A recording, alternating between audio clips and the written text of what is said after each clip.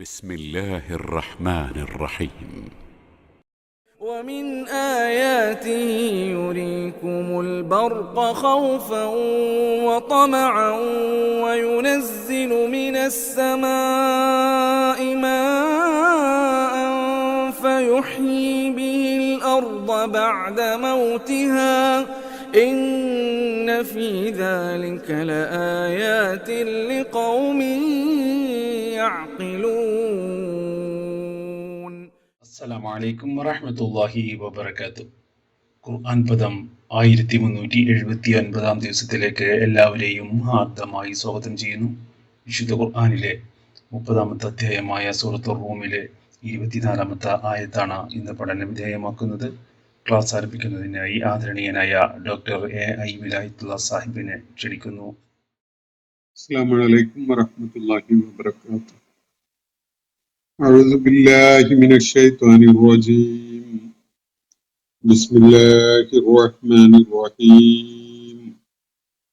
ومن آياته يريكم البرق خوفا وطمعا وينزل من السماء ماء فيحيي به الأرض بعد موتها إن في ذلك لآيات لقوم يعقلون. صدق الله العلي العظيم. സൂറത്തുർ റൂമിലെ 24-ാമത്തെ ആയത്താണ് ഞാൻ നിങ്ങളെ കേൾപ്പിച്ചിട്ടുള്ളത്. അല്ലാഹു അവന്റെ അസ്തിത്വത്തെ ബോധ്യപ്പെടുന്നതിന് ഉപകരിക്കുന്ന മനുഷ്യരിൽ ശക്തമായ ചിന്തയും അന്വേഷണവും ആലോചനയും ഒക്കെ സൃഷ്ടിക്കാൻ ഉപകരിക്കുന്ന പ്രപഞ്ച സൃഷ്ടാവുമായി ബന്ധപ്പെട്ടുകൊണ്ടുള്ള യാഥാർത്ഥ്യം ഉൾക്കൊള്ളാൻ അവർക്ക് സഹായകമാകുന്ന ദൃഷ്ടാന്തങ്ങൾ പരാമർശിക്കുകയായിരുന്നു സൂറത്തുർ റൂമിലെ നമ്മൾ പഠിച്ചുകൊണ്ടിരിക്കുന്ന ആയത്തുകളിലായിട്ട്. ഏതാനും ആയത്തുകൾ ഈ വിഭാഗത്തിൽപ്പെട്ടത് നമ്മൾ ഇതിനകം തന്നെ പഠന വിധേയമാക്കുകയുണ്ടായി. ഇന്നലെ നമ്മൾ വായിച്ച ഭാഗത്ത് അല്ലാഹു ആകാശങ്ങളുടെയും ഭൂമിയുടെയും സൃഷ്ടിപ്പും അതുപോലെ മനുഷ്യരുടെ ഭാഷയും തൊലിവർണ്ണവും വൈവിധ്യമുള്ളതായി നിശ്ചയിക്കപ്പെട്ടതും അല്ലാഹുവിന്റെ വളരെ ശ്രദ്ധേയങ്ങളായ ദൃഷ്ടാന്തങ്ങളായിട്ട് വിജ്ഞാന കൊതുകികളും ശാസ്ത്രാന്വേഷികളുമായ ആളുകൾക്ക് ഏറ്റവും ഏറെ പ്രയോജനകരമാവുന്ന ദൈവിക ദൃഷ്ടാന്തങ്ങളായിട്ട് ചൂണ്ടിക്കാണിക്കുകയുണ്ടായി. അതുപോലെ തന്നെ രാത്രിയിലും പകലുമായുള്ള നിങ്ങളുടെ ഉറക്കം അല്ലാഹുവിന്റെ ഔദാര്യമായിട്ട് നൽകപ്പെടുന്ന ജീവിത വിഭവങ്ങൾ തേടിക്കൊണ്ടുള്ള മനുഷ്യന്റെ പ്രയത്നങ്ങൾ, ഇതിലൊക്കെയും തന്നെ വലിയ ദൈവിക ദൃഷ്ടാന്തങ്ങൾ അടങ്ങിയിട്ടുണ്ട് എന്നാണ് അല്ലാഹു ചൂണ്ടിക്കാണിക്കുകയുണ്ടായത്. ഉറക്കവും ഉണർവും മനുഷ്യന്റെ നിരന്തരമായ അധ്വാനവും പ്രയത്നങ്ങളും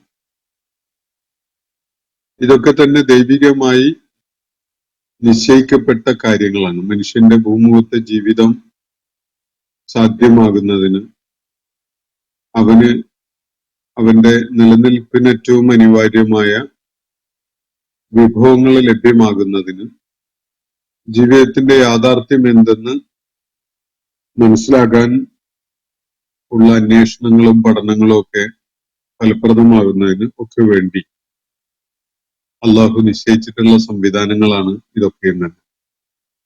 ഉറക്കമാണ് മനുഷ്യന്റെ ഉണർവിലും പ്രയത്നങ്ങൾ നടത്തുന്ന സമയത്തൊക്കെ അവന് വലിയ ഉന്മേഷം പകരുന്ന കാര്യം. അപ്പോ ഉറക്കം രാത്രിയിലും പകലിലുമായിട്ടുള്ള മനുഷ്യന്റെ ഉറക്കം അത് അള്ളാഹു സംവിധാനിച്ചിട്ടുള്ള വലിയൊരു ദൃഷ്ടാന്തമായിട്ടാണ് അള്ളാഹു ഇവിടെ പരിചയപ്പെടുത്തുന്നത്. ഏത് ദൃഷ്ടാന്തത്തിന്റെയും മഹത്വം നമുക്ക്, അതിന്റെ ഗാംഭീര്യം നമുക്ക് മനസ്സിലാവുക അതിന്റെ അസാന്നിധ്യത്തെ ഒന്ന് സങ്കല്പിച്ചു നോക്കിയാലാണ്. ആകാശത്തുനിന്ന് മഴ വർഷിപ്പിച്ചു തരുന്ന റബ്ബിനെ പലയിടങ്ങളിലായിട്ട് ഖുർആൻ പരാമർശിച്ചത് നമ്മൾ ഇതിനകം കണ്ടിട്ടുള്ളതാണ്. മഴയുടെ മഹത്വം ഒരു ദൈവിക അനുഗ്രഹം എന്ന നിലക്കും ദൃഷ്ടാന്തം എന്ന നിലക്കും മഴയുടെ മഹത്വം നമുക്ക് മനസ്സിലാവുക മഴയില്ലാത്ത ഭൂമി വറ്റി വരണ്ട് ഉണങ്ങി വരണ്ടതായി മാറിയ ഒരവസ്ഥയെ സങ്കല്പിക്കാൻ കഴിയുമ്പോൾ, അല്ലെങ്കിൽ അങ്ങനെയുള്ള സാഹചര്യങ്ങളും അനുഭവങ്ങളും ഒക്കെ ഉണ്ടാവുമ്പോഴാണ് മഴ എന്നത് എത്ര ഗംഭീരമായ ദൈവിക അനുഗ്രഹമാണ്, എത്ര വലിയ പ്രതിഭാസമായിട്ടാണ് അത് പ്രവർത്തിച്ചുകൊണ്ടിരിക്കുന്നത് എന്നതൊക്കെ നമുക്ക് മനസ്സിലാവും. അതേപോലെ തന്നെ നമുക്ക് ഉറക്കത്തിനെയും കാണാം. അതുപോലെ മനുഷ്യന്റെ വിഭവങ്ങൾ തേടിക്കൊണ്ട് ദൈവിക ഔദാര്യങ്ങളെ തേടിക്കൊണ്ടുള്ള മനുഷ്യന്റെ നിരന്തരമായ പ്രയത്നം ഭൂമുഖത്തെല്ലാവർക്കും അവന്റെ ജീവിത വിഭവങ്ങൾ ആർജിക്കാൻ കഴിയുന്ന വിധത്തിലുള്ള പ്രയത്നത്തിന് അള്ളാഹുവിടെ അവസരങ്ങൾ വെച്ചിട്ടുണ്ട്. പലപ്പോഴും നമ്മൾ ഭരണകൂടങ്ങളോ അല്ലെങ്കിൽ സാമ്പത്തിക ആസൂത്രണം നടത്തുന്ന ആളുകളോ ഒക്കെ ചെയ്യുന്നതായിട്ട് നമ്മൾ സങ്കല്പിക്കുന്നതാണെങ്കിലും അവരുടെയൊന്നും ഭാവനയിൽ പോലും വരാത്ത കാര്യങ്ങള് നമ്മൾ നോക്കി നിൽക്കെ മനുഷ്യനുള്ള ജീവിത വിഭവങ്ങൾ തേടി കണ്ടെത്താനുള്ള വഴികളായിട്ട് തുറന്നു വരുന്നതും ഉണ്ടായി വരുന്നതും ഒക്കെ നമുക്ക് കാണാൻ കഴിയും. ഒരു കാലത്ത് ബാങ്കുകളുടെ കമ്പ്യൂട്ടർ വൽക്കരണത്തിനെതിരിൽ ശക്തമായ പ്രതിഷേധമൊക്കെ ചില വിഭാഗങ്ങൾ നടത്തിയിരുന്നു. തൊഴിലവസരങ്ങൾ ഇല്ലാതാക്കും എന്ന് പറഞ്ഞുകൊണ്ടാണ്. ഇന്നിപ്പോ ഒട്ടുമിക്ക തൊഴിൽ മേഖലകളിലും ആളുകൾക്ക് തൊഴിൽ കണ്ടെത്താൻ കഴിയുന്നത് ഈ കമ്പ്യൂട്ടറും ഡിജിറ്റൽ സാധ്യതകളും ഒക്കെ വെച്ചുകൊണ്ടുള്ള പരിശീലനവും അറിവും ഒക്കെ നേടുന്നത് മുഖേന ആണ് എന്നത് കാണാൻ കഴിയും. തൊഴിലവസരങ്ങള് വലിയൊരു ശതമാനം ആളുകളെ സംബന്ധിച്ചിടത്തോളം ഉണ്ടായി വരുന്നത് തന്നെ ഈ കമ്പ്യൂട്ടറും അതുപോലെയുള്ള സാധ്യതകളും പ്രയോജനപ്പെടുത്തുന്ന വിധത്തിലാണ്. തൊഴിലവസരങ്ങൾ ഓരോരുത്തരുടെയും പ്രയത്നങ്ങൾക്കുള്ള അവരുടെ പൊട്ടൻഷ്യൽസിനനുസരിച്ചുള്ള പ്രയത്നങ്ങൾക്ക് സാധ്യതകള് നമ്മൾ നേരത്തെ കൺസീവ് ചെയ്തിട്ടില്ലാത്ത വിധത്തിൽ പലതും തുറന്നു വരുന്നുണ്ട്. എല്ലാ ഘട്ടങ്ങളിലും ഇങ്ങനെ സംഭവിച്ചിട്ടുണ്ട്. ആദ്യ തലമുറയിലെ മനുഷ്യനെ ആകർഷിച്ച കാര്യങ്ങൾ അല്ല ഇന്നത്തെ തലമുറയിലെ മനുഷ്യരെ ആകർഷിച്ചുകൊണ്ടിരിക്കുന്നത്. എത്രയോ പുതിയ മേഖലകള് മനുഷ്യന്റെ ബുദ്ധിയും കഴിവും ധിഷ്ണയും ഒക്കെ ആവശ്യമായ അതിലൂടെ ജീവിത വിഭവങ്ങൾ ലഭിക്കാൻ ഉപകരിക്കുന്ന വിധത്തിൽ ജീവിതായോധനമായിക്കൊണ്ട് മനുഷ്യനെ ആശ്രയിക്കാൻ പറ്റുന്ന ഒരുപാട് കാര്യങ്ങൾ പുതിയതങ്ങനെ ഉണ്ടായി വരുന്നുണ്ട്. ഇത് മനുഷ്യന്റെ വംശവർദ്ധനവിന് പ്രൊപ്പോർഷനേറ്റ് ആയിട്ട് ഇത്തരം സാധ്യതകൾ വർദ്ധിച്ചുകൊണ്ടേയിരിക്കുന്നതും നമുക്ക് കാണാൻ കഴിയും. ഇതിന്റെ പുറകിൽ ഒരു ആസൂത്രണവും ഇല്ല എന്ന് സങ്കല്പിക്കണമെങ്കിൽ ചെറിയ അളവിലുള്ള മൗഢ്യമൊന്നും മതിയാവുകയില്ല. ആദ്യത്തെ തലമുറയിലെ മനുഷ്യർക്ക്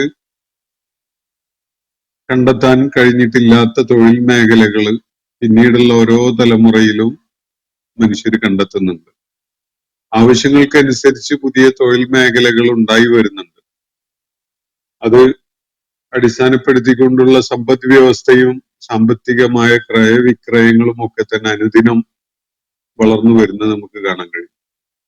കോവിഡിന്റെ മുമ്പ് നമ്മൾ വീട്ടിലിരുന്ന് വിദൂര പ്രദേശങ്ങളിലോ നാടുകളിലോ ഉള്ള ഒരു കമ്പനിക്ക് വേണ്ടി ജോലി ചെയ്യുക എന്നുള്ളത് നമുക്ക് ആലോചിക്കാൻ പോലും പറ്റുന്ന ഒരു സംഗതി ആയിരുന്നില്ല. അപൂർവം ആളുകൾ മാത്രമേ അങ്ങനെ ഒരു തൊഴിൽ മേഖലയിൽ ആ ഘട്ടത്തിൽ ഉണ്ടായിരുന്നിട്ടുണ്ടാവാൻ സാധ്യതയുള്ളൂ എന്നാണ് ഞാൻ മനസ്സിലാക്കുന്നത്. ഒരുപാട് സാങ്കേതിക വിദ്യകള് കമ്പ്യൂട്ടർ ആപ്ലിക്കേഷൻസ് ഒക്കെ തന്നെ ഈ ഓൺലൈൻ തൊഴിൽ നിർവഹിക്കാൻ സഹായിക്കുന്ന വിധത്തിലുള്ളത് രൂപപ്പെട്ടു വന്നത്. ഇപ്പൊ നമ്മള് ഈ പഠനവേദി പോലും അതുപോലെയുള്ള സാങ്കേതിക വിദ്യയെ ആശ്രയിച്ചുകൊണ്ടുള്ളതാണ്. ആ വിധത്തില് മനുഷ്യന്റെ പ്രയത്നങ്ങൾക്കുള്ള പുതിയ സാധ്യതകൾ രൂപപ്പെട്ടു വന്നത് നമുക്ക് കാണാൻ സാധിക്കും. അള്ളാഹുവിന്റെ ഫضല് തേടുന്നതിന് വേണ്ടിയുള്ള മനുഷ്യന്റെ വിവിധങ്ങളായ പ്രയത്നങ്ങളും വിവിധങ്ങളായ അന്വേഷണങ്ങളും ഒക്കെയാണ് ഇതൊക്കെ ഇന്നെ കാണിക്കുന്നത്. ഇതിലൊക്കെ തന്നെ ആലോചനാശേഷിയുള്ള കാര്യങ്ങളൊക്കെ ഇട്ട് മനസ്സിലാക്കാനൊക്കെ ശ്രദ്ധിക്കുന്ന ആളുകളെ സംബന്ധിച്ചിടത്തോളം വലിയ ദൃഷ്ടാന്തമുണ്ട് എന്നാണ് അള്ളാഹു സൂചിപ്പിക്കുന്നത്. അതിനെ തുടർന്ന് ഇന്ന് നമ്മൾ വായിച്ചു വെച്ചിട്ടുള്ള ആയത്തില് 24-ാമത്തെ ആയത്തില് അള്ളാഹു പ്രപഞ്ചത്തിലെ ഒരു പ്രതിഭാസത്തെ ചൂണ്ടിക്കാണിച്ചുകൊണ്ട് മനുഷ്യൻ അത് സംബന്ധമായി മനുഷ്യന്റെ മനസ്സിൽ രൂപപ്പെടുന്ന ചില കാര്യങ്ങളാണ് പരാമർശിക്കുന്നത്. വമിൻ ആയാത്തിഹി, അള്ളാഹുവിന്റെ ദൃഷ്ടാന്തങ്ങളിൽ പെട്ടതാണ്, അള്ളാഹുവിന്റെ വിസ്മയകരമായ പ്രതിഭാസങ്ങളിൽ പെട്ടതാണ് മനുഷ്യൻ അള്ളാഹുവിന്റെ അസ്തിത്വത്തെ ബോധ്യപ്പെടാൻ ഉപകരിക്കുന്ന വിധത്തിലുള്ള അത്ഭുതകരമായ കാര്യങ്ങളിൽ പെട്ടതാണ് യുരീക്കുമുൽ ബർഖ ഖൗഫം വതമാ, അവന് മിന്നൽ പിണരിന് വലിയ ഭയാശങ്കകൾ ഉണ്ടാക്കുന്നതും പ്രതീക്ഷ നൽകുന്നതുമായ ഒരു പ്രതിഭാസമായി കാണിക്കുന്നു എന്നത്. മിന്നൽ പിണറിനെ കുറിച്ചാണ്, ബർഖിനെ കുറിച്ചാണ് അള്ളാഹുവിടെ സൂചിപ്പിക്കുന്നത്. ബർഖ് എന്ന് പറഞ്ഞ മിന്നലാണ്. ഇരുന്നു വന്ന ഒരു വാക്കാണ് ബുറാഖ്. നബി സല്ലല്ലാഹു അലൈഹി വസല്ലം ഇസ്രായേലും മിഅ്റാജിലും ഒക്കെയായി യാത്ര ചെയ്തിട്ടുള്ള വാഹനമായിട്ട് ഇസ്ലാമിക ചരിത്രത്തിൽ നമുക്ക് കാണാൻ കഴിയുന്ന ഒരു പ്രതിഭാസം. മിന്നൽ വേഗത ഉള്ളത് കൊണ്ടായിരിക്കണം ഒരുപക്ഷെ അതിന് ബുറാഖ് എന്ന് പേര് നൽകപ്പെടുകയുണ്ടായത്. അന്തരീക്ഷത്തില് കാർമേഘങ്ങള് വായുവില് ആകാശത്ത് ഉരുണ്ടുകൂടുകയും മഴ വർഷിക്കാനുള്ള സാധ്യത രൂപപ്പെട്ടു വരികയൊക്കെ ചെയ്യുമ്പോൾ ഇടിയും മിന്നലും ഒക്കെ അനുഭവപ്പെടുന്ന നമ്മൾ പലപ്പോഴും കണ്ടുകൊണ്ടിരിക്കുന്ന സംഗതിയാണ്. നമുക്ക് മഴയെക്കുറിച്ചും അതുപോലെ കാർഷിക സാധ്യതകളെ കുറിച്ചൊക്കെയുള്ള വലിയ പ്രതീക്ഷ നമ്മളുടെ മനസ്സിലേക്ക് ചൊരിഞ്ഞു തരുന്ന ഒരു കാഴ്ച അനുഭവമാണ് യഥാർത്ഥത്തില് മിന്നൽ എന്ന് പറയുന്നത്. അത് പ്രതീക്ഷ നൽകുന്ന പോലെ തന്നെ മനസ്സിൽ ഭീതിയും കോരിയിടുന്നുണ്ട്. കാരണം ഇടിമിന്നല് നമ്മൾ കരുതുന്ന, നമ്മൾ പ്രതീക്ഷിക്കുന്ന വിധത്തിൽ അത്ര ദ്രോഹരഹിതമായ ഒരു സംഗതി ആയിക്കൊള്ളുന്നില്ല. അത് ജീവഹാനി വരെ ഉണ്ടാക്കാൻ കാരണമാകുന്ന ഒരു പ്രതിഭാസമായിട്ട് അനുഭവപ്പെടാനിടയുണ്ട്. മിന്നലേറ്റ ആളുകൾ മരിക്കാറുണ്ട്. അതുപോലെ നമ്മുടെ തെങ്ങ് പോലെയുള്ള വൃക്ഷങ്ങളൊക്കെ കരിഞ്ഞു പോകാറുണ്ട്. കെട്ടിടങ്ങൾക്ക് വലിയ ഡാമേജ് ഉണ്ടാവാറുണ്ട്. അതുപോലെ തന്നെ അതിശക്തമായ പേമാരിയൊക്കെ സംഭവിച്ചു കഴിഞ്ഞാൽ ഒരു പ്രദേശത്തിന് ഉൾക്കൊള്ളാൻ കഴിയുന്നതിനേക്കാൾ ഏറെയുള്ള മഴ കോരിച്ചൊരിയുകയാണെങ്കിൽ അത് പ്രളയമായി മാറാനും വലിയ നാശനഷ്ടങ്ങൾ ഉണ്ടാക്കാനും ഒക്കെ കാരണമാകും. അപ്പോൾ മിന്നൽ രണ്ട് നിലക്കും മനുഷ്യന് വലിയ പ്രതീക്ഷ ഉണ്ടാകും. അതിന്റെ ശാസ്ത്രീയ വശം പലതും നമുക്ക് കാണാൻ കഴിയും. മിന്നൽ ഉണ്ടാകുന്നത് മണ്ണില് വളക്കൂറുണ്ടാകാൻ പ്രയോജനകരമാവുന്ന വിധത്തിലുള്ള ചില രാസ പ്രവർത്തനങ്ങൾക്ക് അത് കാരണമാവുന്നുണ്ട്. അതുപോലെ കൃഷിയെക്കുറിച്ച്, അതിന്റെ സാധ്യതയെക്കുറിച്ചൊക്കെ വലിയ പ്രതീക്ഷ നൽകുന്ന സംഗതിയാണ്. നമ്മൾ ഇഷ്ടപ്പെടുന്ന, നമുക്ക് ആവശ്യമായ മഴ നൽകുമെന്ന പ്രതീക്ഷ. അങ്ങനെ നമ്മളൊരു സുരക്ഷിതമായ ഇടത്തിലാണ് ഉള്ളതെങ്കിൽ ഇടിമിന്നലും അതിനെ തുടർന്നുള്ള മഴയും ഒക്കെ എല്ലാവരെയും കോരിത്തരിപ്പിക്കുന്ന, എല്ലാവർക്കും ഇഷ്ടമുള്ള ഒരു സംഗതിയാണ്. അതേ സമയത്ത് അത് ഖൗഫ് ഉണ്ടാക്കുന്ന, ഭയപ്പാടുണ്ടാക്കുന്ന, ഭീതി ജനിപ്പിക്കുന്ന ഒരു സംഗതി കൂടിയാണ്. ആ വിധത്തിൽ രണ്ട് സാധ്യതകളുള്ള വിധത്തിലാണ് ഇടിമിന്നല് നമുക്ക് അള്ളാഹു കാണിച്ചു തരുന്നത്. എന്നിട്ട് അള്ളാഹു ഇവിടെ ചൂണ്ടിക്കാണിക്കുന്നത് വമിൻ ആയാതിഹി യുരീക്കുമുൽ ബർഖ, നിങ്ങളെ അവൻ മിന്നൽ പിണർ കാണിച്ചു തരുന്നു. ഏത് വിധത്തിലാണ്? ഖൗഫം വതമ, ഭയപ്പാടുണ്ടാക്കുന്ന ഒരു സംഗതിയായിട്ടും അതുപോലെ പ്രതീക്ഷ നൽകുന്ന, നമ്മളെ മോഹിപ്പിക്കുന്ന ഒരു സംഗതിയായിട്ടും. രണ്ട് തലങ്ങളും ഇടിമിന്നൽ എന്ന പ്രതിഭാസത്തില് മനുഷ്യരെ സംബന്ധിച്ചിടത്തോളം അടങ്ങിയിട്ടുണ്ട്. അത് അവന്റെ ദൃഷ്ടാന്തങ്ങളിൽ പെട്ടതാണ് എന്നാണ് അള്ളാഹു ഇവിടെ പറയുന്നത്. ഖൗഫ് തരുന്ന അതുപോലെ തൊമാഴ് തരുന്ന ഇടിമിന്നൽ അത് ദൈവിക പ്രതിഭാസങ്ങളിൽപ്പെട്ട, ദൈവികമായ ദൃഷ്ടാന്തങ്ങളിൽപ്പെട്ട സംഗതിയാണ്. വയുനസിലു മിനസ്സമാഇ മാഅ, അതേപോലെ ആകാശത്ത് നിന്ന് അവൻ മഴ ഇറക്കി തരുന്നു. ഫയുഹീ ബിഹിൽ അർള ബഅദ മൗതിഹ, ഭൂമി മൃതമായി മാറിയതിനു ശേഷം, ഭൂമി വരണ്ടുണങ്ങി ഒരു ചത്ത അവസ്ഥയിലായി മാറിയതിനു ശേഷം ആ മഴ മുഖേന അവൻ ഭൂമിയെ ജീവസുറ്റതാക്കി മാറ്റുന്നു. അവിടെ ജീവന്റെ തുടിപ്പുള്ളതാക്കി അവൻ ഭൂമിയെ മാറ്റിയെടുക്കുന്നു. അത് ഹരിതാപമായി മാറുന്നു. വളരെ ചെറിയ ചെറിയ ജീവജാലങ്ങളൊക്കെ തന്നെ തുള്ളിച്ചാടി രംഗത്ത് വരുന്നു. ഭൂമി ഒരു തുടി കൊട്ടി ഉണർന്നെണീറ്റ് ജീവസുറ്റതായി മാറി വരുന്ന ഒരു കാഴ്ച നമുക്ക് വളരെ ശ്രദ്ധാപൂർവ്വം, വളരെ സൂക്ഷ്മമായി നിരീക്ഷിച്ചാൽ അതിന്റെ ഒരുപാട് തലങ്ങൾ നമുക്ക് കാണാൻ കഴിയും. ഒരു വീഡിയോഗ്രാഫി ചെയ്ത് നോക്കിയാൽ ഈ മഴ ഭൂമിയിൽ പതിക്കുന്ന ആ നിമിഷം മുതൽ ഭൂമിയുടെ മണൽത്തരികൾ പോലും അതിനു വേണ്ടി കൊതിക്കുന്ന, തയ്യാറായി നിൽക്കുന്ന ഒക്കെ ഒരു കാഴ്ച. അത് വളരെ ആകർഷകമായ, വളരെ അത്ഭുതകരമായ ഒരു സംഗതിയാണ്.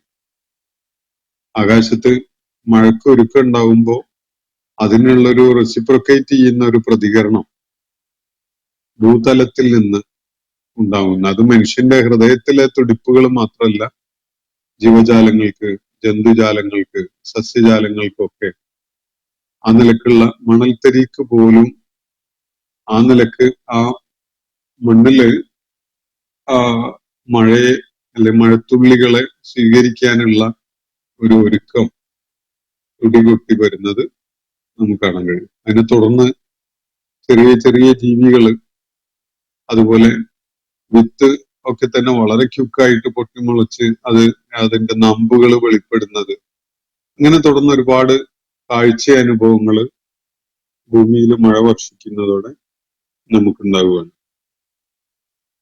وَيُنَزِّلُ مِنَ السَّمَاءِ مَاءً فَيُحْيِي بِهِ الْأَرْضَ بَعْدَ مَوْتِهَا, ഇങ്ങനെ അവൻ ആകാശത്തുനിന്ന് മഴ വർഷിപ്പിച്ചു തരികയും മൃതമായി കിടന്ന, ചത്തുകിടന്ന ഭൂമിയെ അവൻ ജീവസുറ്റതാക്കി മാറ്റുകയും ചെയ്യും. ഇന്ന ഫീ ദാലിക, നിശ്ചയമായിട്ടും ഈ ഒരു കാര്യത്തിൽ ആയാത്തിൻ ലിഖൗമി യഅഖിലൂൻ, ആലോചനാശേഷിയുള്ള ജനങ്ങൾക്കൊക്കെയും തന്നെ വലിയ ദൃഷ്ടാന്തങ്ങൾ അടങ്ങിയിട്ടുണ്ട്. ഈ ആയത്തിന്റെ തുടക്കത്തിൽ അള്ളാഹു പറയുന്നത് വമിൻ ആയാത്തിഹി എന്ന് പറഞ്ഞുകൊണ്ടാണ് തുടങ്ങുന്നത്. ആയത്ത് അവസാനിക്കുന്നത് വീണ്ടും അതിന് ഊന്നൽ നൽകിക്കൊണ്ട് ഇന്ന ഫീ ദാലിക ലആയാത്തിൻ ലിഖൗമി യഅഖിലൂൻ എന്ന് പറഞ്ഞുകൊണ്ടാണ്. അപ്പോ ആ ആയത്തിന്റെ ഒരേ ആയത്തിൽ തന്നെ രണ്ടു തവണ ഈ ദൈവിക പ്രതിഭാസത്തെ പരാമർശിക്കുന്ന വിധത്തിൽ ആയത്ത് എന്ന പദം ഉപയോഗിച്ച് പറയുന്നത് തീർച്ചയായിട്ടും ഇവിടെ പരാമർശിക്കപ്പെടുന്ന ദൈവിക ദൃഷ്ടാന്തത്തിന്റെ പ്രാധാന്യം വിളിച്ചോതുന്നതും അതിനെക്കുറിച്ച് നമ്മൾ ആഴത്തില് ആലോചനയിൽ ഏർപ്പെടേണ്ടതിന്റെ അനിവാര്യത ബോധ്യപ്പെടുത്തി തരുന്നതും ഒക്കെയാണ്. അത്രയും അത്ഭുതകരമായ, വിസ്മയം ഉളവാക്കുന്ന ഒരു പ്രതിഭാസമാണ് ആകാശത്തുനിന്ന് മഴ ഇറങ്ങി ഭൂമി ഹരിതാപമായി മാറി, ഭൂമിയുടെ സ്വഭാവം തന്നെ, പ്രകൃതം തന്നെ മാറി വരുന്ന ആ കാഴ്ച. അത് നിരീക്ഷിക്കുന്നത് എന്തുകൊണ്ടും ഇത് താനേ സംഭവിക്കുന്ന ഒരു സംഗതിയല്ല. കൃത്യമായി ആസൂത്രണം ചെയ്യപ്പെട്ട ഒരു കാര്യമാണ്. ഇതിന്റെ പിന്നിൽ സകല സംഗതികളും അതിസൂക്ഷ്മം നിരീക്ഷിക്കുന്ന, അതിസൂക്ഷ്മം അറിയുന്ന ഒരു റബ്ബിന്റെ ചരടുവലി തീർച്ചയായിട്ടും ഉണ്ട് എന്ന കാര്യം നമുക്ക് ബോധ്യപ്പെടാതിരിക്കാൻ വളരെ പ്രയാസമാണ്. അള്ളാഹുവിന്റെ ഇത് ഒരിക്കലും തന്നെ ഒരുപാട് ദൈവങ്ങളോ ഒരുപാട് ദിവ്യശക്തികളോ ഉള്ള ഒരവസ്ഥയിൽ സാധിക്കുന്ന ഒരു കാര്യമല്ല. അതിൽ ഒരുപാട് വൈരുദ്ധ്യങ്ങളും സംഘർഷങ്ങളുമാണ് ഉണ്ടാവുക. അതിന് മനുഷ്യ ജീവിതത്തിൽ തന്നെ ധാരാളം തെളിവുകളും അനുഭവങ്ങളും ഒക്കെ ഉണ്ടാവും. അള്ളാഹുവിന്റെ ഏകനായ ഇലാഹ് എന്ന നിലക്ക്, ഏകനായ റബ്ബ് എന്ന നിലക്കുള്ള ആസൂത്രണത്തിന്റെ ഫലമായിട്ടാണ് ഇതൊക്കെ സംഭവിച്ചുകൊണ്ടിരിക്കുന്നത് എന്നത് നമുക്ക് ഈ പ്രതിഭാസങ്ങളെ വിലയിരുത്തിയാൽ മനസ്സിലാക്കാൻ സാധിക്കും. നമുക്കത് പ്രയാസമില്ലാതെ തന്നെ ബോധ്യപ്പെടുകയും ചെയ്യും. അപ്പോ സൂറത്ത് റൂമിലെ 24-ാമത്തെ ആയത്താണ് നമ്മൾ ഇന്ന് പഠന വിധേയമാക്കിയിട്ടുള്ളത്.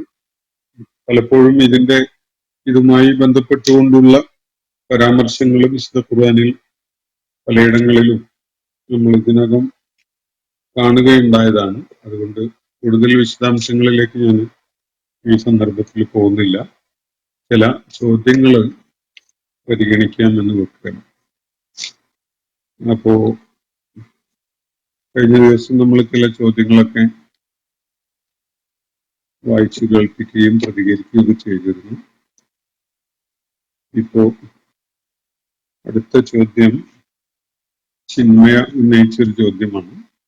ഇസ്ലാം ഗൗരവമായ സ്വയം വിമർശനത്തിനും നവീകരണത്തിനും ആക്കേണ്ടത് ആവശ്യമല്ലേ എന്നാണ് അദ്ദേഹം ചോദിച്ചിരിക്കുന്ന ഒരു ചോദ്യം. ഇസ്ലാമിൽ ഏത് വിധത്തിലുള്ള സ്വയം വിമർശനവും നവീകരണവുമാണ് ചിന്മയ ഒരാവശ്യമായിട്ട് കാണുന്നത് എന്നത് അദ്ദേഹം സൂചിപ്പിച്ചിട്ടില്ല. അതിന്റെ മുമ്പ് ഉന്നയിച്ച ചില ചോദ്യങ്ങളുമായി ബന്ധപ്പെട്ടുകൊണ്ടുള്ള ഒരു കാര്യമായിരിക്കണം.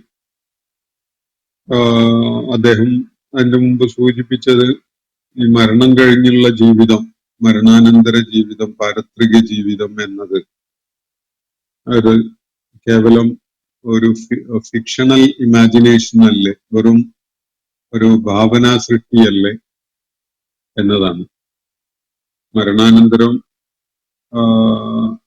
ജീവിതമുണ്ട്. അതിലെ മുഖ്യമായ മനുഷ്യനെ കാത്തിരിക്കുന്ന അനുഭവം സ്ത്രീയാണ്, പെണ്ണാണ്. അതുപോലെ അതാണ് അതിന്റെ ഏറ്റവും വലിയ കോമഡി എന്നൊക്കെയാണ് അതിന്റെ മുമ്പ് വേറൊരാള് ദീപ്തി എന്ന പേരിലുള്ള പ്രൊഫൈലിൽ നിന്ന് ഉന്നയിക്കപ്പെട്ട ഒരു കാര്യം. അപ്പൊ അതൊക്കെ ആയിട്ട് ബന്ധപ്പെട്ടുകൊണ്ടുള്ളതായിരിക്കണം ചിന്മയുടെ ഈ വിലയിരുത്തല് എന്നാണ് ഞാൻ മനസ്സിലാക്കുന്നത്. ഇസ്ലാം ഗൗരവമായ വിധത്തിൽ സ്വയം വിമർശനത്തിനും നവീകരണത്തിനും തയ്യാറാവേണ്ടത് ആവശ്യമല്ലേ എന്നൊക്കെയാണ് അദ്ദേഹം ചോദിച്ചിരിക്കുന്നത്. ഈ സ്വയം വിമർശനം നടത്തുന്ന ഇസ്ലാം മാത്രമല്ല, എല്ലാവരും നടത്തുന്നത് നല്ലത് തന്നെയാണ്. അത് ഇസ്ലാം അല്ല യഥാർത്ഥത്തിൽ നടത്തുന്നത്, മനുഷ്യനാണ്. മനുഷ്യന്റെ തിരിച്ചറിവ്, മനുഷ്യൻ യാഥാർത്ഥ്യം എന്ന നിലക്ക് മനസ്സിലാക്കി മനസ്സിൽ രേഖപ്പെടുത്തി വെച്ചിട്ടുള്ള സംഗതികള് യാഥാർത്ഥ്യം തന്നെയാണോ അതോ അബദ്ധജടിലമായ ചില ധാരണകളാണോ എന്നത് നിരന്തരം പരിശോധിക്കുന്നതിൽ തെറ്റൊന്നുമില്ല. അതുപോലെ നവീകരണം ആവശ്യമുണ്ടെങ്കിൽ നവീകരണത്തെ കുറിച്ച് ആലോചിക്കുകയും ചെയ്യാം. പക്ഷെ എന്താണ് നവീകരണം ഡിമാൻഡ് ചെയ്യുന്ന ഒരു കാര്യം?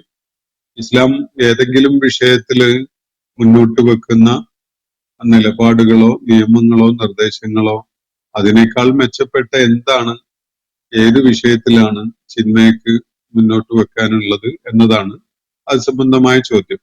എന്നെ സംബന്ധിച്ചിടത്തോളം എന്റെ പിന്നിട്ട കാലത്ത് അങ്ങനെ ഒരു സംഗതി, ഇസ്ലാം മുന്നോട്ട് വെക്കുന്ന ഒരു നിർദ്ദേശത്തെക്കാൾ ഒരു വിഷയത്തിലും മെച്ചപ്പെട്ട ഒരു സംഗതി ആരെങ്കിലും മുന്നോട്ട് വെക്കുന്നതായിട്ട് കാണാൻ സാധിച്ചിട്ടേയില്ല എന്നതാണ് അത് സംബന്ധമായിട്ട് എനിക്ക് പ്രതികരണമായിട്ട് പറയാനുള്ളത്.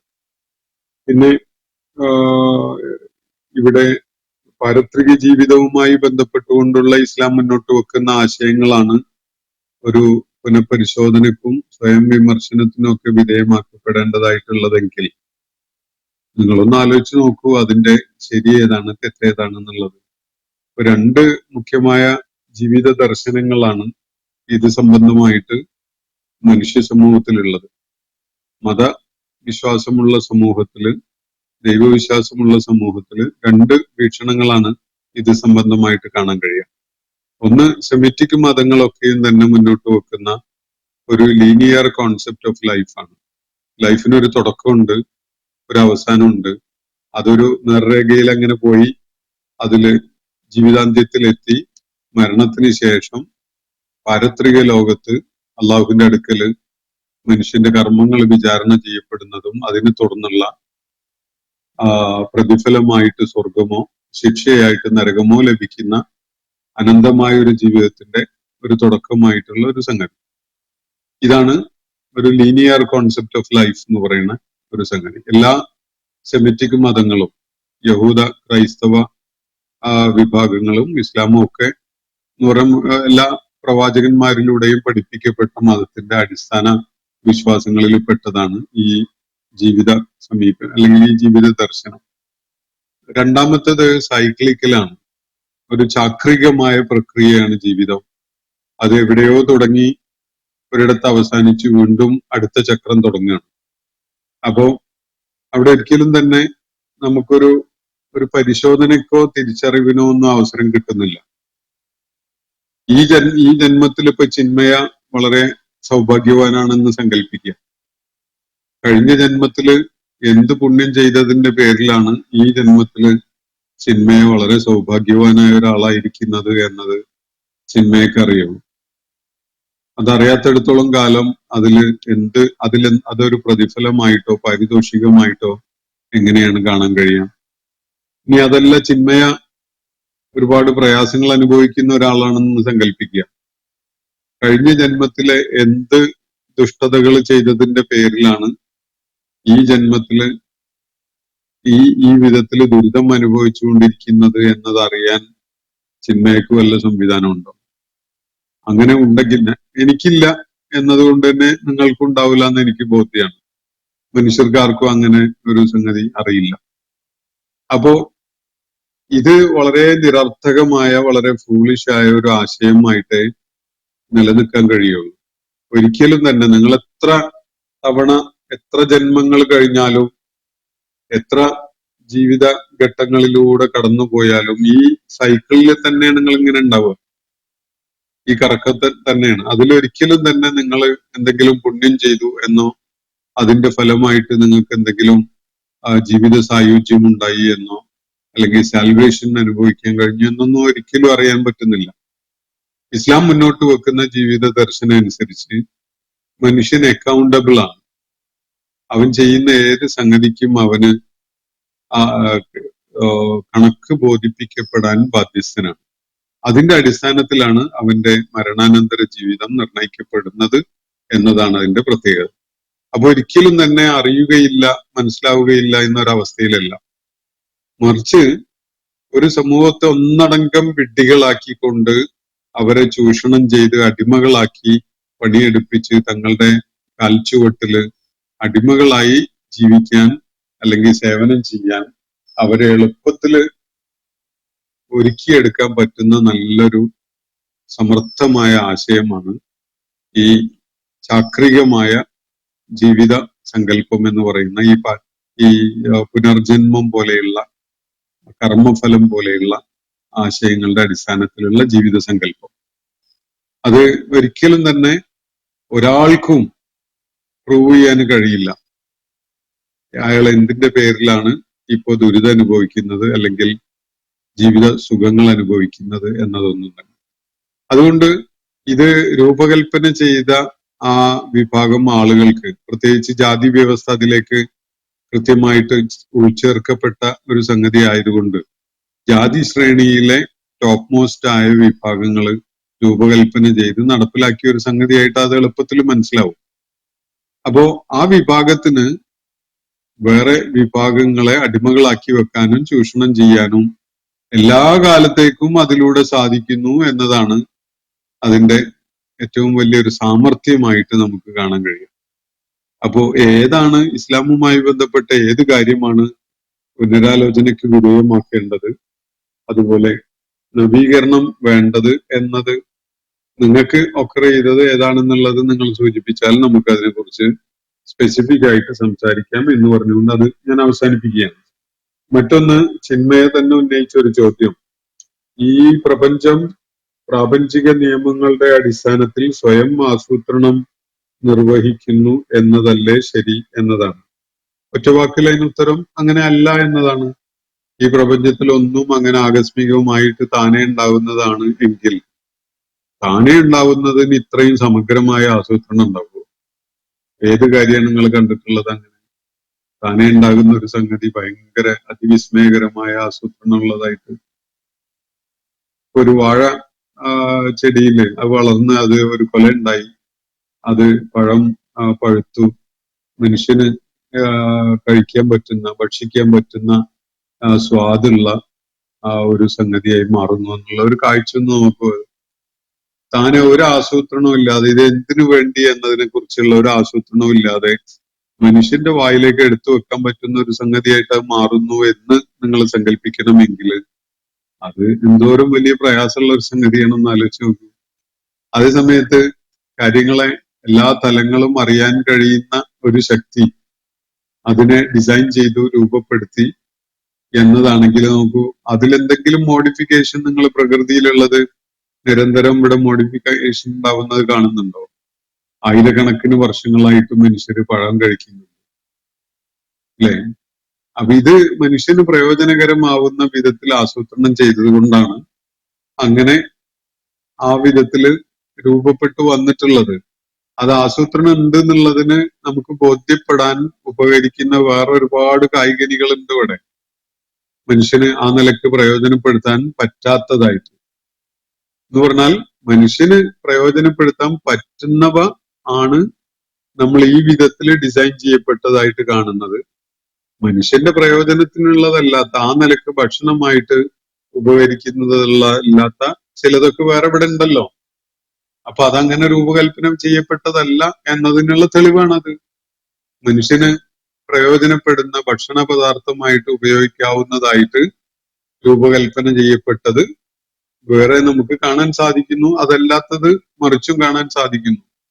അതിന്റെ അർത്ഥം ആ നിലക്കാണ് അത് പ്ലാൻ ചെയ്യപ്പെട്ടതെന്നാണ്. അതിലെന്താണ് സംശയമുള്ളത്? അപ്പോ ഇങ്ങനെ ഒരു ആസൂത്രണവും ഇല്ലാതെ താനും സംഭവിച്ചതാണ് എന്നതല്ലേ ശരി എന്നാണ് അദ്ദേഹം ചോദിച്ചിരിക്കുന്നത്. അങ്ങനെയല്ല ശരി എന്ന് ഒറ്റ വാക്കിൽ ഞാൻ പറഞ്ഞ് അവസാനിപ്പിക്കുകയാണ്. അദ്ദേഹം ആ ചോദ്യത്തിന്റെ തുടർച്ചയായിട്ട് അഹം ബ്രഹ്മാസ്മി തത്വമസി ഇതല്ലേ വാസ്തവം എന്ന് ചോദിക്കുന്നുണ്ട്. അഹം ബ്രഹ്മാസ്മി എന്ന് പറഞ്ഞാൽ അയം ബ്രഹ്മൻ. അതുപോലെ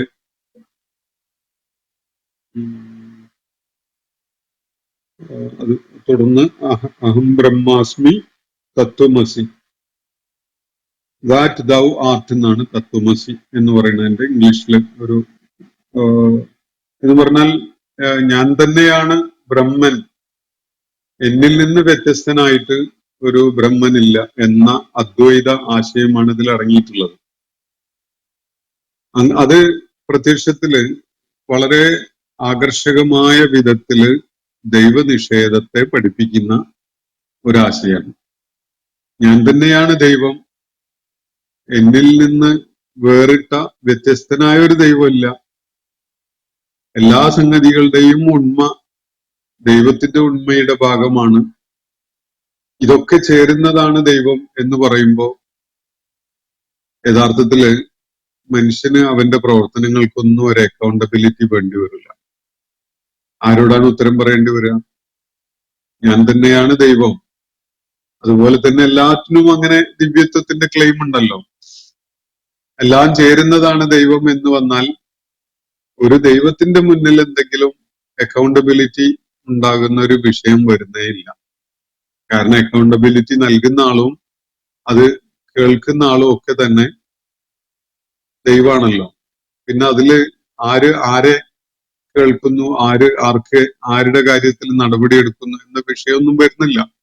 ഫലത്തിൽ അത് പണ്ട് ഒരു കുട്ടി വിളിച്ചു പറഞ്ഞ പോലെ, രാജാവ് ഉടുതുണി ഇല്ലാത്തവനാണ് എന്ന് പറഞ്ഞ പോലെ ഒരു സത്യം വിളിച്ചു പറയേണ്ട ഒരു കാര്യം ഇവിടെ നമ്മളെ മുന്നിലുണ്ട്. അതെന്താന്ന് പറഞ്ഞാൽ ഈ അദ്വൈത സിദ്ധാന്തത്തില് ഈ ഞാൻ തന്നെയാണ് ബ്രഹ്മൻ എന്ന് സങ്കല്പിക്കുന്ന ഈ ആശയത്തില് ദൈവം ഇല്ല, നമ്മളെ ഉള്ളൂ. കാരണം നമ്മള് ഒരു ദൈവത്തിനോടും പ്രതിബദ്ധത കാണിക്കേണ്ടതായോ അവന്റെ മുന്നിൽ അക്കൗണ്ടബിലിറ്റി ഉള്ളവനായോ ഒന്നും വരുന്നില്ല. നമ്മളല്ലാത്ത ഒരു എൻറ്റിറ്റിയും ഇല്ല, നമ്മളേ ഉള്ളൂ, ദൈവമില്ല.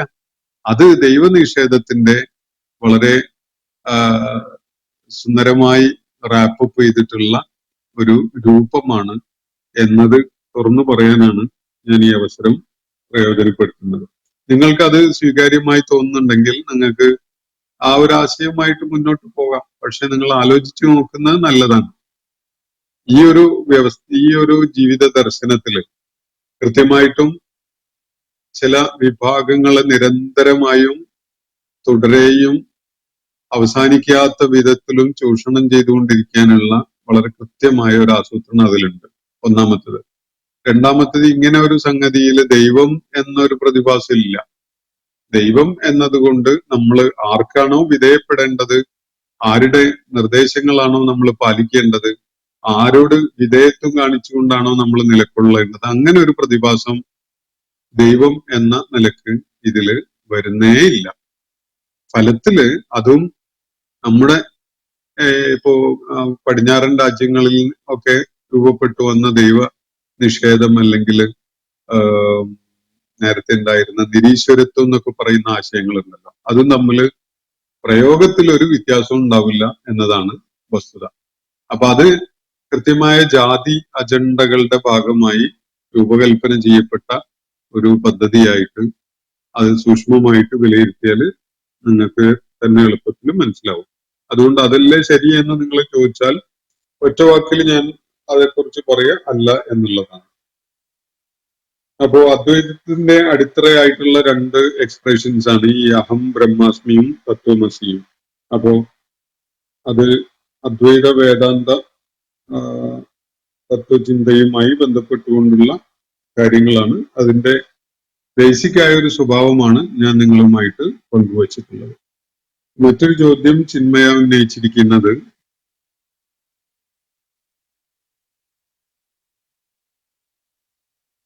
നമ്മൾ കെട്ടിയിട്ട് വളർത്തുന്ന മൃഗങ്ങളെ കുറിച്ചാണോ അതോ വനത്തിൽ സ്വതന്ത്രരായി ജീവിക്കുന്ന മൃഗങ്ങളെ കുറിച്ചാണോ പറയുന്നത്? ഇന്ന് വനത്തിൽ കാണുന്ന മൃഗങ്ങളെ പോലെ തന്നെയാണ് മനുഷ്യർ അടുത്ത കാലം വരെ കഴിഞ്ഞിരുന്നത് എന്നത് ഓർക്കുക. മൃഗങ്ങൾ പ്രപഞ്ചത്തിൽ മനുഷ്യനെ പോലെ ഇടപെടുന്നില്ല. അവർക്കതിന് അപ്പോ ഇതില് മനുഷ്യരും മൃഗങ്ങളും തമ്മിലുള്ള ഒരു വ്യത്യാസം പോയിന്റ് ഔട്ട് ചെയ്തുകൊണ്ട് ഞാനൊരു കാര്യം പറഞ്ഞതുമായി ബന്ധപ്പെട്ടുകൊണ്ട് ഉന്നയിക്കപ്പെട്ട ഒരു ചോദ്യമാണ്. ഏത് തരം മൃഗങ്ങളുടെ കാര്യമാണ് പറയുന്നത്? നമ്മൾ കെട്ടിയിട്ട് വളർത്തുന്ന മൃഗങ്ങളുടെ കാര്യമാണോ അതോ വനത്തിലുള്ള മൃഗങ്ങളുടെ കാര്യമാണോ? രണ്ടായാലും കെട്ടിയിട്ട് വളർത്തുന്ന മൃഗങ്ങളും വനത്തിലുള്ള മൃഗങ്ങളും ഒന്നും തന്നെ മനുഷ്യനെ പോലെയല്ല. മനുഷ്യനെ പോലെ സ്വതന്ത്രമായി കാര്യങ്ങൾ രൂപകൽപ്പന ചെയ്യാനോ ആലോചിക്കാനോ പദ്ധതികൾ ആവിഷ്കരിക്കാനോ ഒന്നും കഴിയുന്നവരല്ല ഒരു മൃഗവും തന്നെ. അപ്പൊ മനുഷ്യൻ വളരെ വ്യത്യസ്തനാണ്. വ്യത്യസ്തമായ സാധ്യതകളും ദൈക്ഷണികമായ കഴിവുകളും ഒക്കെ നൽകപ്പെട്ട ഒരു സ്പീഷീസ് ആണ്. മനുഷ്യനെ പോലെ പ്രകൃതിയിൽ മറ്റുള്ളവരുടെ കാര്യത്തിലൊക്കെ ഇടപെടാൻ കഴിയുന്ന വിധത്തിൽ ഒരു മൃഗവും ഉണ്ടാവില്ല.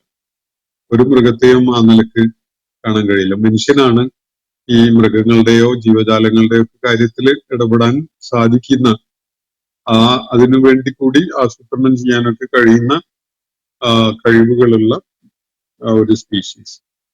അപ്പോ ഈ ജീവജാലങ്ങൾക്ക് അതിനുള്ള ശാരീരികമോ അല്ലെങ്കിൽ ബുദ്ധിപരമായതോ ആയ സ്വാതന്ത്ര്യമോ കഴിവോ നൽകപ്പെട്ടിട്ടില്ല എന്നത് നമുക്ക് എളുപ്പത്തിൽ മനസ്സിലാക്കാൻ സാധിക്കും. മനുഷ്യന്റെ വിരലുകൾ ഉദാഹരണത്തിന്, അതുപോലെ നട്ടെല്ല്, ഇതൊക്കെ തന്നെ മനുഷ്യന് നിവർന്നു നിൽക്കാനും കാര്യങ്ങളെ പല നിലക്കും ആക്ട് ചെയ്യാനും പല സംഗതികളും രൂപകൽപ്പന ചെയ്യാനും ഉണ്ടാക്കാനും ഒക്കെ കഴിയുന്ന വിധത്തിലാണ്. ഇത് ഇപ്പം ഒരു ജീവിയും മനുഷ്യന് വേണ്ടി ഒരു കൂടുണ്ടാക്കി തരുന്നത് നമുക്ക് കാണാൻ കഴിയില്ല. അതേസമയത്ത് ഒരു പക്ഷിക്കോ നായക്കോ ഒക്കെ വേണ്ടി ഒരു കൂടുണ്ടാക്കാൻ മനുഷ്യനെ സംബന്ധിച്ചിടത്തോളം സാധിക്കും. അതിന് കഴിയുന്ന വിധത്തിലാണ് മനുഷ്യന്റെ കഴിവുകളൊക്കെ ഉള്ളത്. അപ്പോ ഈ ഒരു മനുഷ്യന്റെ വ്യത്യസ്തമായ ആസൂത്രണം ചെയ്യാൻ ആ കാര്യങ്ങളെ നടപ്പിലാക്കാൻ ഒക്കെയുള്ള വ്യത്യസ്തമായ കഴിവ് മനുഷ്യനെ മൃഗങ്ങളിൽ നിന്ന്, അത് വനത്തിലുള്ള മൃഗങ്ങളായാലും നമ്മൾ വീടുകളിൽ വളർത്തുന്ന കെട്ടിയിട്ട് വളർത്തുന്ന മൃഗങ്ങളായാലും ഈ മനുഷ്യനെ പോലെ അല്ല എന്നതാണ് ചൂണ്ടിക്കാണിക്കാൻ ഞാൻ ആ സന്ദർഭത്തിൽ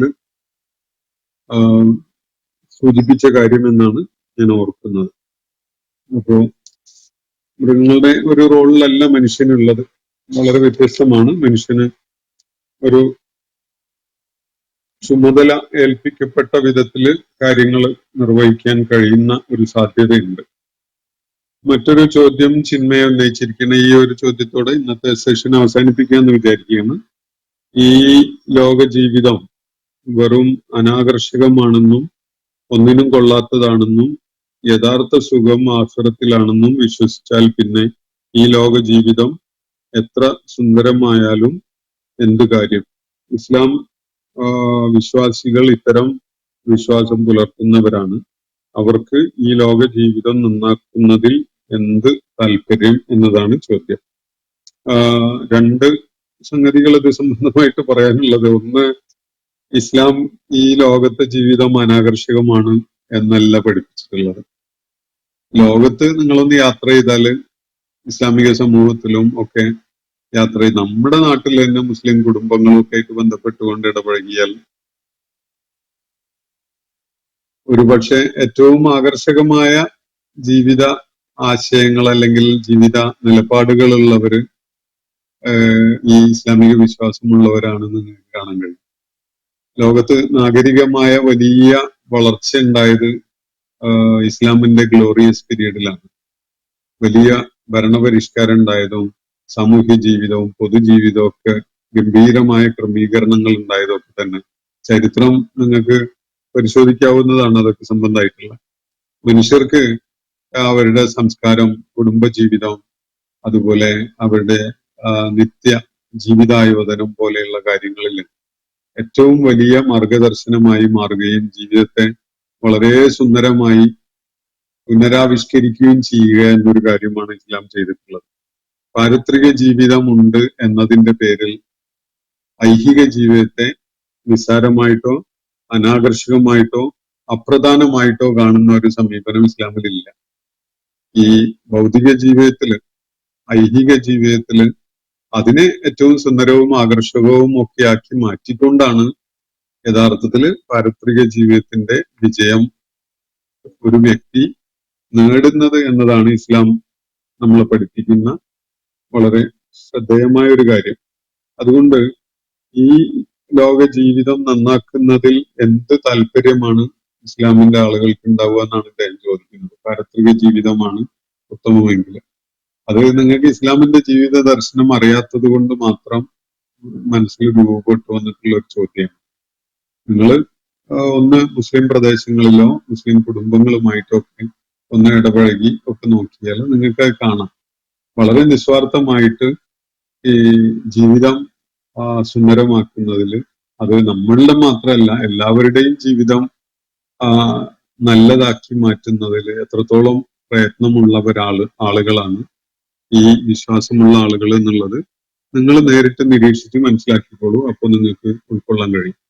സ്വാർത്ഥത മാറ്റി നിർത്തിക്കൊണ്ട് എല്ലാവർക്കും പ്രയോജനകരമാവുന്ന, എല്ലാവർക്കും ആകർഷകമായ വിധത്തിലുള്ള ജീവിതം ഉണ്ടാകുന്നതിന് വേണ്ടിയുള്ള പ്രയത്നങ്ങൾ ഇസ്ലാമിക സമൂഹത്തിലുള്ള പോലെ വേറെ ഏതെങ്കിലും സംഘടിത സമൂഹത്തിൽ ഉണ്ടാകുമോ എന്നത് പോലും സംശയകരമാണ്.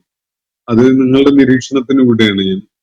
ഒരൊറ്റ ചോദ്യം കൂടി ഉന്നയിച്ചുകൊണ്ട് അവസാനിപ്പിക്കുന്നു. ഇസ്ലാമിൽ ആളുകളെ കൂട്ടാൻ വേണ്ട പ്രവൃത്തികളിൽ ഏർപ്പെട്ട് മരണശേഷം എന്തൊക്കെയോ കിട്ടുമെന്ന ആശയിൽ രമിച്ച് ജീവിക്കുന്നവർക്ക് ഇവിടുത്തെ ജീവിതം, രാജ്യം, വികസനം ഇവയിലൊക്കെ എങ്ങനെ താല്പര്യം വരാനാണ്? ഇതൊക്കെ നിങ്ങളുടെ സാങ്കല്പികമായ ചോദ്യങ്ങളാണ്. നിങ്ങൾ പ്രായോഗിക ജീവിതത്തിലേക്കൊന്ന് ഇറങ്ങി പരിശോധിച്ചു നോക്കൂ. എന്നിട്ട് യഥാർത്ഥത്തിൽ ഇസ്ലാമിക ദർശനം ആളുകളിൽ ഈ സ്വന്തം നാടിനോടോ സ്വന്തം ചുറ്റുപാടുകളോടോ എന്ത് നിലപാട് സ്വീകരിക്കാനാണ് പ്രേരിപ്പിക്കുന്നത്?